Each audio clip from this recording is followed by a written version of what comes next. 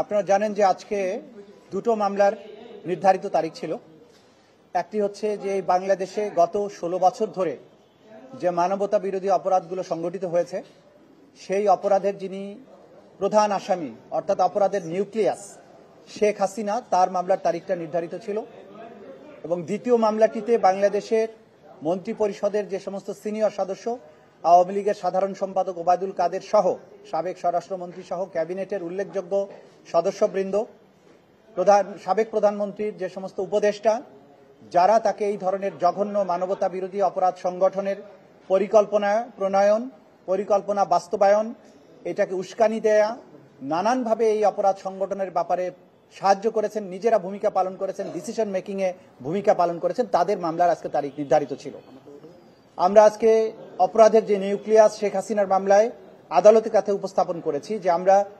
তদন্ত রিপোর্ট অনেক দূর অগ্রসর হয়েছি, কিন্তু পাশাপাশি জুলাই আগস্টের সংঘটিত যে মানবতা বিরোধী অপরাধ এবং গণহত্যা, এর বাইরেও গত 16 বছর ধরে সিস্টেম্যাটিক্যালি বাংলাদেশের হাজার হাজার মানুষকে শেখ হাসিনার নির্দেশে এবং তার পরিকল্পনায় গোপন কারাগারে নিষ্ঠুরতম পন্থায় বছরের পর বছর আটক রেখে তাদেরকে নির্যাতন, হত্যা করা এবং তাদের লাশকে সিমেন্টের বস্তার সাথে বেঁধে বিভিন্ন নদীতে ফেলে দিয়ে নিশ্চিহ্ন করে দেওয়ার যে অপরাধগুলো সংঘটিত হয়েছে, সেই ব্যাপারে সরকার কর্তৃক গঠিত যে গুমের কমিশন, একজন মাননীয় বিচারপতির নেতৃত্বে গঠিত যে কমিশন, সেই কমিশনের অগ্রবর্তী প্রতিবেদন যেটা রাষ্ট্রের কাছে সেই কমিশন জমা দিয়েছেন, তার আংশিক বাংলাদেশের মিডিয়ার জন্য উন্মুক্ত করা হয়েছে, যেটা গত দুদিন ধরে মিডিয়ার কাছে এই রিপোর্টগুলো ছাপা হচ্ছে ধারাবাহিকভাবে। সেই প্রকাশিত অংশ থেকে দেখা যায় 16 বছর ধরে বাংলাদেশে যে সমস্ত এনফোর্সড ডিসঅ্যাপিয়ারেন্সের ঘটনা ঘটেছে, নিষ্ঠুরতম পন্থায় মানুষকে বছরের পর বছর গোপন কারাগারে আটক রাখা হয়েছে, তাদেরকে নিষ্ঠুরতম পন্থায় হত্যা করে তাদের লাশকে নদীতে বা খালে বিলে ভাসিয়ে দেওয়া হয়েছে, ডুবিয়ে দেওয়া হয়েছে। এই অপরাধগুলোর সাথে তদানীন্তন প্রধানমন্ত্রী এবং অপরাধের নিউক্লিয়াস শেখ হাসিনা সরাসরি সম্পৃক্ত ছিলেন মর্মে সেই কমিশন তাদের মতামত ব্যক্ত করেছেন। একই সাথে তদানীন্তন সময়ে কয়েকটি গোয়েন্দা সংস্থার প্রধানেরা যারা এই অপরাধগুলো করেছেন তাদের বিভিন্ন ধরনের স্বীকারোক্তি বা তাদের যে বিভিন্ন বক্তব্য, পাশাপাশি গোপন কারাগারগুলোর অস্তিত্ব তারা খুঁজে পেয়েছেন, সশরীরে তারা সেগুলো ভিজিট করেছেন, ভিকটিমদেরকে দিয়ে সেই কারাগারগুলোকে আইডেন্টিফাই করেছেন।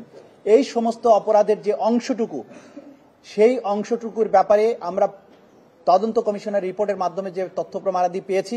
সেগুলোর ব্যাপারেও ট্রাইব্যুনাল এই অপরাধগুলোকে তাদের তদন্তের জন্য আমলে গ্রহণ করছে এবং এই ব্যাপারেও আমরা রিপোর্ট প্রদান করব। একই সাথে শেখ হাসিনার বিরুদ্ধে গণহত্যা এবং গুম সংক্রান্ত যে অপরাধ, সেগুলোকে মিলিয়ে তদন্ত রিপোর্ট দাখিল করতে হবে। সেই ব্যাপারে আমরা সময় চেয়েছি, আদালত 2 মাস সময় দিয়েছেন। আগামী 18ই ফেব্রুয়ারি এই মামলার পরবর্তী তারিখ ধার্য থাকবে এবং আমরা চেষ্টা করব এর মধ্যে যাতে একটা অগ্রগতি প্রতিবেদন অথবা সম্ভব হলে তদন্ত প্রতিবেদন যাতে আমাদের তদন্ত সংস্থা দিতে পারে, সেই ব্যাপারে আমরা দিনরাত কাজ করব, আমরা সচেষ্ট আছি। একইভাবে